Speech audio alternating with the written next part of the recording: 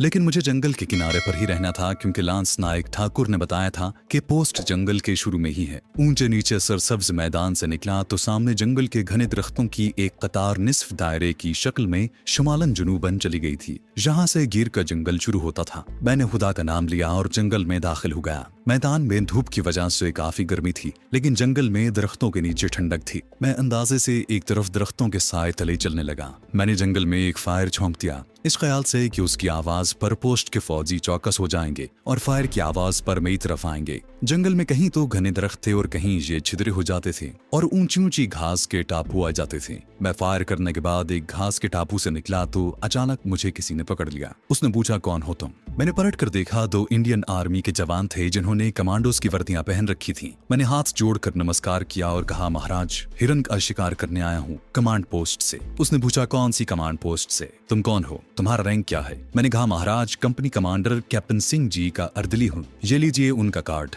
और मैंने जेब से कैप्टन सिंह का कार्ड निकालकर उन्हें दिखाया तो उन्होंने कार्ड देखकर मुझे वापस कर दिया और कहा, सूबेदार मेजर साहब के पास चलो। यही मेरा मंशा था। वो मुझे ऊंची घास के किनारे किनारे चलाते एक पुराने मंदिर के पीछे ले आए, जहां जमीन के अंदर एक बंकर बना हुआ था। बाहर एक संतरी स्टेन गन लिए पहरा दे रहा था। बंकर में एक मरहट्टा सूबेदार मेजर मेज पर बैठा कुछ लिख रहा था। फील्ड टेलीफोन उसके पास ही पड़ा था। उसने मेरी तरफ गौर से देखा। ये कौन है? संतरी ने कहा, सर, ये कहता है कि मैं कैप्टन सिंह साहब का अर्देली हूँ, जंगल में हिरनों का शिकार करने आया हूँ। इसके पास कैप्टन साहब का कार्ड भी है। हाँ साहब जी। और मैंने कार्ड निकालकर सूबेदार मेजर के सामने रख दिया। मुझे हिरन के शिकार का शौक है सर। आज इतवार की छुट्टी थी। कैप्टन साहब की इजाजत से उनकी बंदूक लेकर जंगल में निकल आया। उन्होंने मुझे अपना कार्ड भी दे दिया कि आपका कोई सिपाही मुझे अजनबी समझकर न पकड़ ले। सूबेदार मेजर ने मुझे कोने में बैठने का इशारा किया। मैं कोने में बैठ गया। मेरी बंदूक उन्होंने मुझसे पहले ही ले ली थी। सूबेदार मेजर ने फील्ड टेलीफोन को घुमाकर किसी से कहा कि मुझे कैंप नंबर 1 के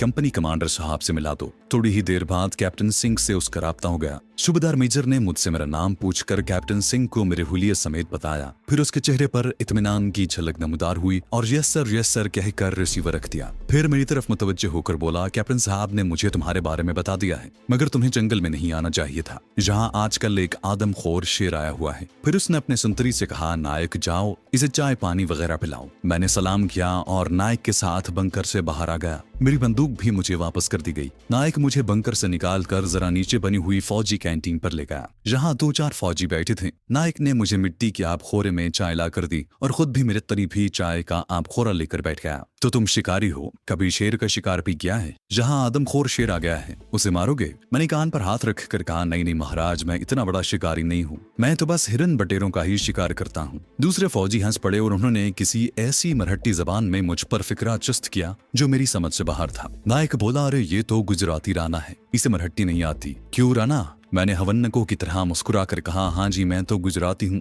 गुजराती और हिंदी ही जानता हूँ। साथ ही साथ मेरी तेज निगाहों ने देख लिया था कि कैंटीन से थोड़ी दूर नशेब में दीवार के दरख्तों के नीचे एक ढलानी छत वाला छोटा सा कमरा था, जिसके सामने 2 संतरी स्टेन गन्ने उठाए बीड़ी पी रहे थे। साफ लग रहा था कि इस कमरे को बने ज्यादा दिन नहीं हुए। एंड मुमकिन था कि डॉक्टर फरीदी की बेटी नौरीन इसी क्वार्टर गार्ड में बंद हो। इस क्वार्टर गार्ड के पीछे दरख्तों के तनों में दिन की रोशनी में पुराने तालाब की सतह चमकती नजर आ रही थी। यकीनन नौरीन कमरे में बंद थी। मैं खामोशी से चाय पीता रहा और नायक मेरी बंदूक को उलट पलट कर देखने में लगा रहा। कैप्टन साहब ने बंदूक बड़ी उम्दा रखी हुई है राना। मैंने कहा, यस सर, हमारे कैप्टन सिंह साहब बहुत उम्दा आदमी हैं। दोपहर का खाना उन फौजियों ने मुझे वहीं अपने साथ खिलाया। उन्होंने मेरी इसलिए भी आओ भगत की कि मैं उनके कमांडिंग ऑफिसर का खास अर्दली था। मैं उनमें घुल मिलकर बातें करने लगा। एक फौजी से जब मैंने बड़ी बेनियाजी से पूछा कि वो छोटा कमरा सूबेदार मेजर साहब का क्वार्टर है, उसने हंसकर कहा, राणा जी, क्वार्टर गार्ड है, एक पाकिस्तानी जासूस औरत वहाँ कैद है। मैंने कहा, तो उसे शूट क्यों नहीं कर देते? वो तो भारत माता के दुश्मन है। इंडियन फौजी बोला, हमें क्या मालूम,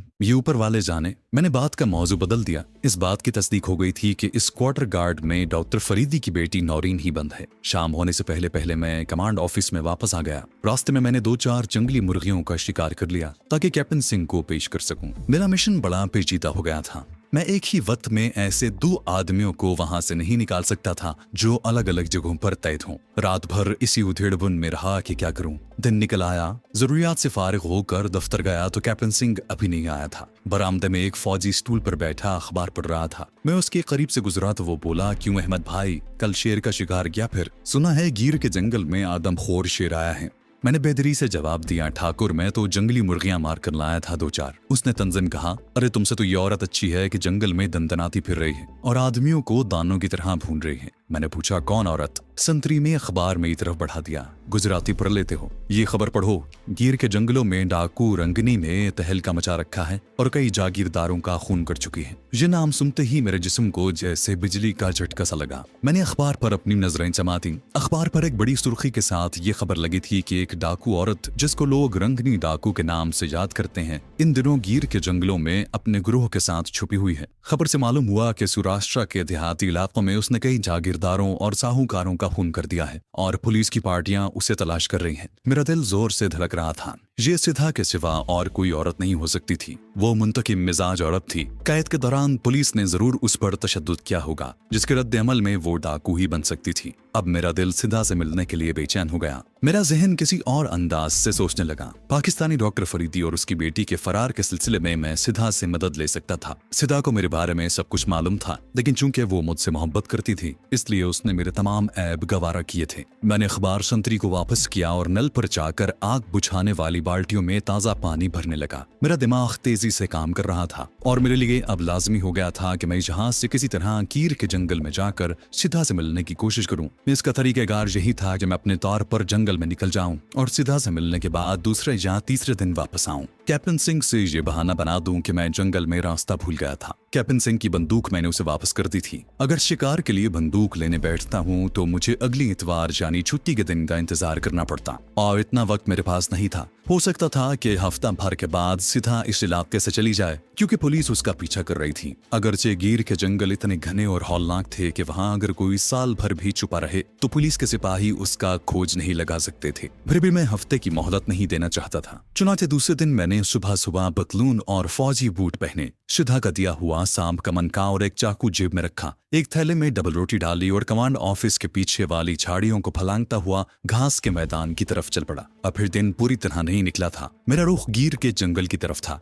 सूरज के निकलने तक मैंने घास के मैदान को अबूर कर लिया और बेआबाद मंदिर के तालाब वाले फौजी कैंप नंबर 2 से दामन बचाता हुआ गिर के जंगल में दाखिल हो गया। बुलंद दरख्तों के छतनारों में से धूप की तिरछी किरणें छन छन करनी जा रही थी और दरख्तों में चिड़ियों की चहकारें गूंज रही थी। मेरे लिए ये जंगल अजनबी था, मगर दिल में अपने मिशन की लगन थी। इस लगन ने मुझे बेखौफ बना दिया था। वैसे भी एक तरबियत याफ्ता कमांडो की हैसियत से मेरा बेखौफ और सख्त जान होना एक कुदरती बात थी। मुझे कुछ मालूम नहीं था कि सिद्धा का ग्रोह जंगल में किस जगह छुपा हुआ है, लेकिन मैं चला जा रहा था। अपने मिशन की अहमियत और सिद्धा से मिलने का इश्तियाक मुझे आगे ही आगे लिए जा रहा था। मुझे इस हकीकत का भी एहसास था कि इस जंगल में एक आदमखोर शेर ने भी तबाही मचा रखी है। मैं बड़ा मुहतात होकर चल रहा था। मुझे मालूम था कि जब तक दरख्तों पर परिंदे बोल रहे हैं और इधर उधर से बंदरों वगैरह के बोलने की आवाज आ रही है, मैं कम से कम शेर से महफूज हूँ, क्योंकि शेर की मौजूदगी सबसे पहले उन परिंदों और बंदरों वगैरह के मुंह पर मोहर खामोशी जब्त कर देती है। शुरू में जंगल छिदरा छिदरा था,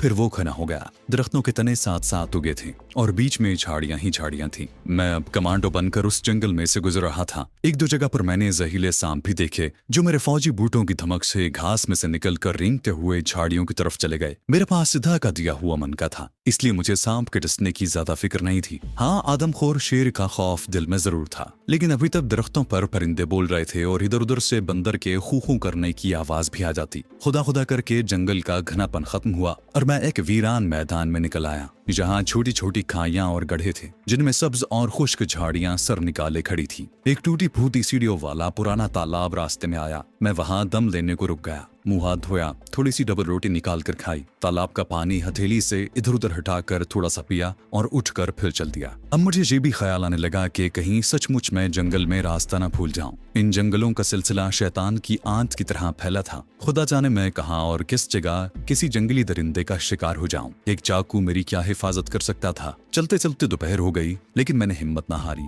और सफर जारी रखा। गढ़ों वाला वीरान मैदान खत्म हुआ तो सामने ऊंची ऊंची पहाड़ियों की तराई नजर आई। मैं एक जगह बैठकर सोचने लगा कि इस तराई में दाखिल होना चाहिए या नहीं, क्योंकि ये दूर ही से इंतहाई घनी और शुमालन जुनूबन हद नजर तक फैली हुई थी। दिल ने कहा, उठो और हिम्मत न हारो, तुम अपने मकसद में जरूर कामयाब होगे। मैंने खुदा का नाम लेकर फिर चलना शुरू कर दिया। दोपहर के करीब तराई की ऊंची नीची जमीन शुरू हो गई, जहाँ जगह जगह ऊंची ऊंची झाड़ियां और जंग आलूद बड़े बड़े चट्टानी पत्थर थे। एक छोटी सी पगडंडी दरख्तों में से गुजर रही थी। ये इस बात की निशानदही थी कि आगे कोई आबादी है, कोई गांव वगैरह होगा। मैंने पगडंडी पर चलना शुरू किया तो कुछ फासले पर बाएं जानिब तरकारियों के खेत के पीछे एक कुएं की चरखी और पास ही चंद एक झोंपड़ा नुमा मकान दिखाई दिए। एक आदमी जिसने सिर्फ धोती लंगोट की तरह लपेट रखी थी खेत में काम कर रहा था। मैं उसके करीब पहुंचा तो उसने पलट कर मेरी तरफ देखा और गुजराती जबान में पूछा, तुम महकमा जंगलात के आदमी हो? मैंने कहा, हाँ, रास्ता भूल गया हूँ, बड़ी भूख लगी है। ये कौन सा गाँव है? वो मुझे अपने झोंपड़े के बाहर ले आया, जहाँ उसकी बीवी बच्चे भी थे।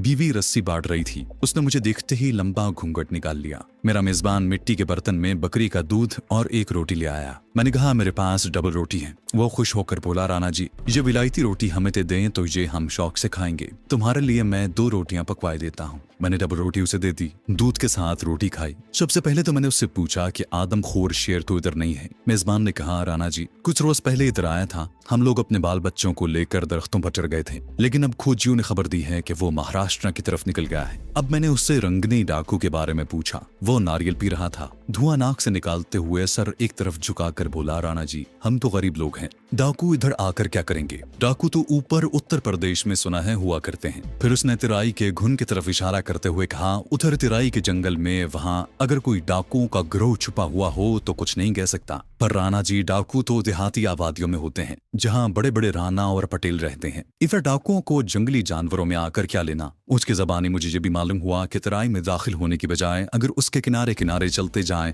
तो आगे गिर की मशहूर नदी आती है। नदी आगे जाकर एक झील में गिरती है। वहाँ चावड़ नाम का एक गांव है, जहाँ एक जागीरदार पटेल की हवेली है। मैंने सोचा हो सकता है कि सीधा उस पटेल का सफाया करने आई हूँ। अब शाम का अंधेरा फैल रहा था। मैं तिराई की तरफ जाने का खतरा मोल नहीं लेना चाहता था। मैंने अपने मेजबान से कहा, ठाकुर, रात होने वाली है, अब चला तो जाऊंगा, गाँव तक पहुँचते पहुँचते रात गहरी हो जाएगी। तिराई के जंगलों से डर लगता है। अगर तुम इजाजत दो तो रात यहीं बसर करके सुबह रवाना हो जाऊं। उसने मुझे खुशी से इजाजत दे दी। गर्मियों का मौसम था। रात को उसने एक खाट झोंपड़ी के पिछवाड़े खेत के किनारे डाल दी। मैं वहीं पड़ गया। उसने मेरे पास ही धूनी भी लगा दी ताकि मच्छरों की जलगार से बच सकूं। जब तक धूमी लगी रही, मच्छरों ने उतर का रुख न किया। जो ही आग बुझी, मच्छरों ने मुझे तन्हा देखकर हमला कर दिया। खुदा ही जानता है कि कैसे रात काटी। बस सारी रात मच्छरों से जंग करता रहा।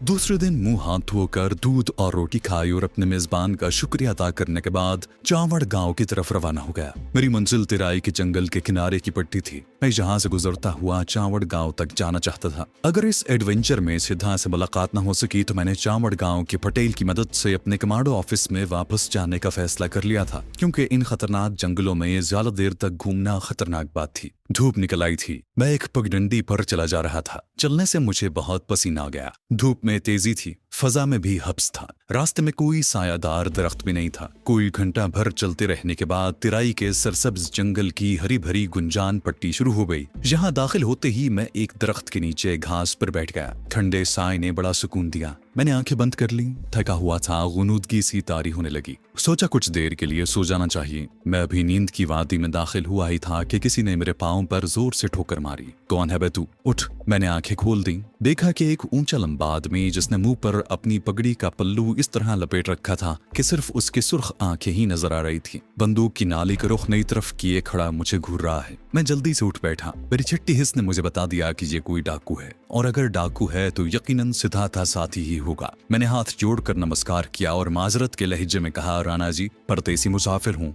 जंगल का रास्ता भूल गया हूँ। यहाँ घड़ी पल आराम करने को लेट गया था। उस खुखार आदमी ने मुझे एक और ठोकर मारी और कहा, आगे चलो। मैं उसके हुक्म की तामील में आगे आगे चल पड़ा। वो बंदूक ताने मेरे पीछे पीछे आ रहा था। हम तिराई के किनारे को छोड़कर जंगल में दाखिल हो गए। ऐसा घना जंगल मैंने पहले कभी नहीं देखा था। कुछ दूर तक दरख्त खुले खुले थे। आगे जाकर रास्ता मिलना दुश्वार हो गया। झाड़ियां ही झाड़ियां थीं। मैं रास्ता देखने के लिए रुकता तो पीछे से डाकू मेरी पुश्त से बंदूक की नाल लगाकर कहता, चलते चलो। मैं झाड़ियों की शाखें इधर उधर हटाता चलता चला गया। झाड़ियां खत्म हुई तो जरा रास्ता दिखाई दिया। ये जंगली रास्ता था, दरख्तों और गढ़ों के साथ साथ एक तरफ को चला जा रहा था। ऊपर दरख्तों के छतनारे इतने गुंजान थे कि धूप नीचे तक नहीं पहुंच रही थी। मैं दिल में बस एक ही दुआ मांग रहा था कि खुदा करे अपने जिस सरदार के पास ये मुझे ले जा रहा है वो सिदा ही हो। अगर कोई दूसरा डाकू निकल आया तो मेरी खैर नहीं। उसने मुझे एक जगह रुकने का हुक्म दिया। मैं रुक गया। डाकू ने आवाज दी, अरे ओ जग्गू, निकल के देखो, पुलिस का जासूस पकड़ा है मैंने।